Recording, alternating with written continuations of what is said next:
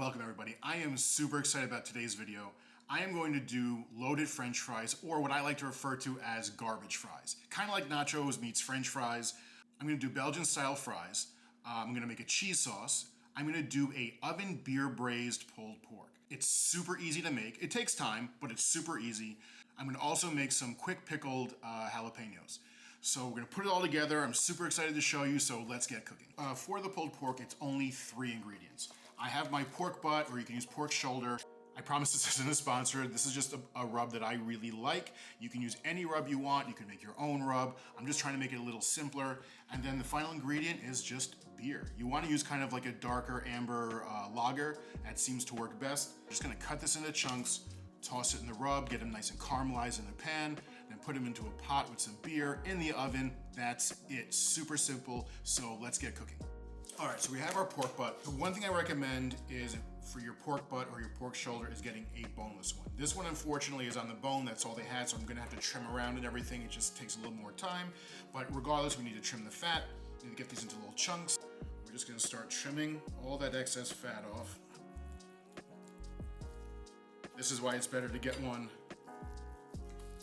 boneless, so you don't have to deal with a lot of this mess. All right, so we have our chunks of pork ready to go. I'm gonna get these all into a bowl right now. And you can be generous. I'm just gonna wanna get everything coated.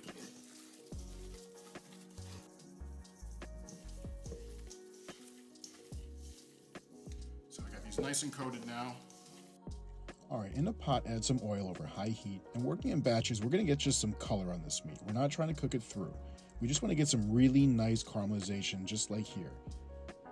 So because we're using a rub, it's gonna burn on the bottom of the pot, so I deglazed it with a little bit of the beer. So it's totally normal if you get a little black on the bottom of the pot, so don't worry about it. All right, return all the meat to the pot, and then we're gonna go ahead and cover it with the beer.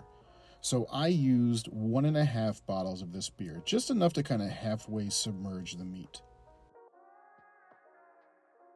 And there's the second half. Then we're going to cover this and we're going to put it in an oven at 300 for 3 hours.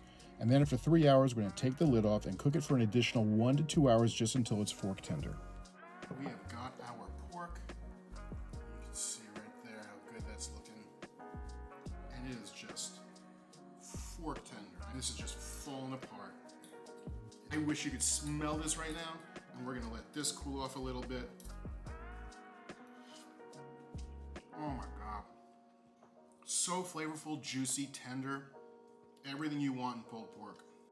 All right, now we're going to start on our pickled jalapenos. So the thing is with these is you never really know how hot they're going to be. You know, obviously unless you try it, which I'm a little too much of a baby to do, but you can go ahead and try it. But basically there's 2 ways to do this. You could leave the seeds in and you're going to get some really spicy jalapenos, or you can basically core them out and take out the seeds from the inside. So that's what I did. I cut the tops and went ahead and just scooped out the seeds from inside. We're also going to add some garlic, so just go ahead and smash that garlic. No need to slice it up or do anything fancy. We're just going to smash it up and then put it inside the jar. So if you're going to go ahead and core them the way I did here, just make sure after you take out the inside part, you do shake the jalapenos out because there are still going to be some seeds in there. But I did leave a few because I do like it a little bit spicy. And this is about the thickness that you're looking for. All right, so slice up all your jalapenos and then just put them in the jar, and we're going to make our pickling liquid next. We're going to measure out 1 cup of water and 1 cup of white vinegar. You could use apple cider too, or any kind that you like, really. Then we're going to put this into a saucepan, and then you're going to add 1 tablespoon of sugar, then 1 tablespoon of salt. Now we're going to take this, heat it up till it's dissolved and simmering. Pour the pickling liquid over the jalapenos, and you want to make sure the jalapenos are fully submerged. So take a spoon or a fork and go ahead and stamp those down. You want to let these sit for at least an hour, but preferably overnight if you can.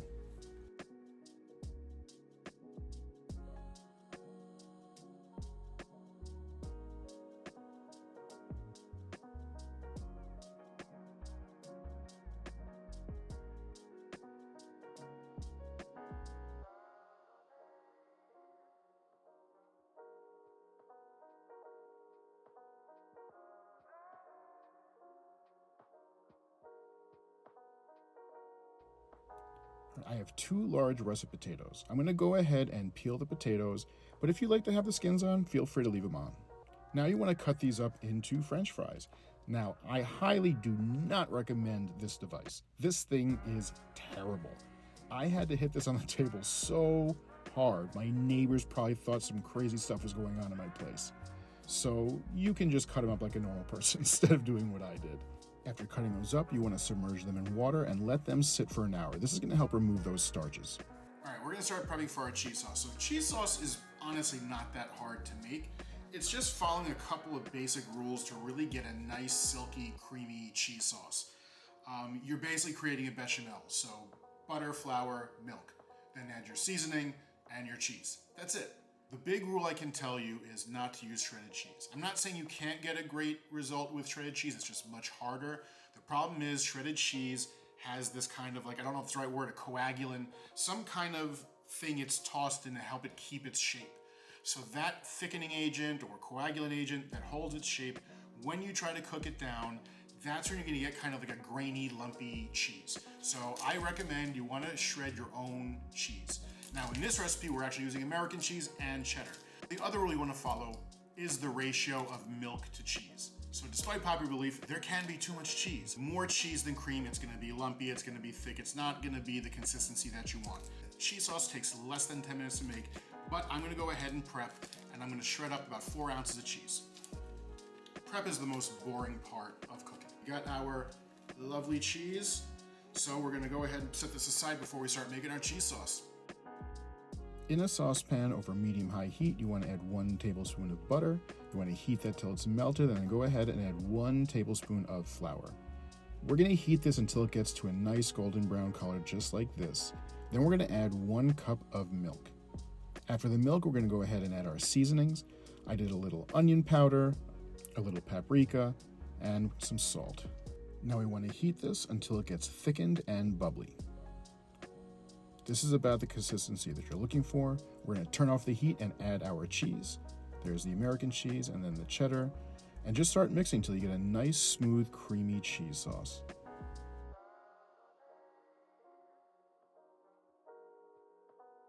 Just look at how velvety and creamy that is. Now we're going to set this aside and go ahead and make our fries. You want to rinse off the remaining starch from your potatoes, and you want to put them on a paper towel because you want to make sure that these are thoroughly dried. If they're too wet, they're just not going to crisp up right, so go ahead and get those nice and dry. So we're going to be frying these in 2 steps. You want to preheat your oil to 325 degrees. Put in your French fries, and you want to fry them for about 4 to 6 minutes until they just start to barely get some color.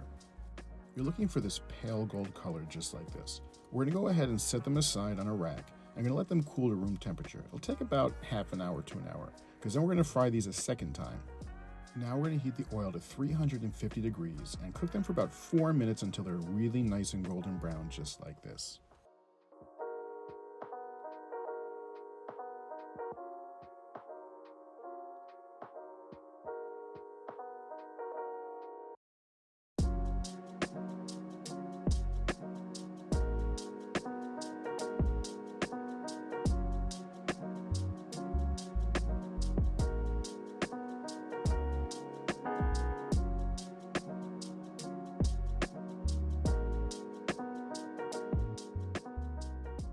This is just looking so good.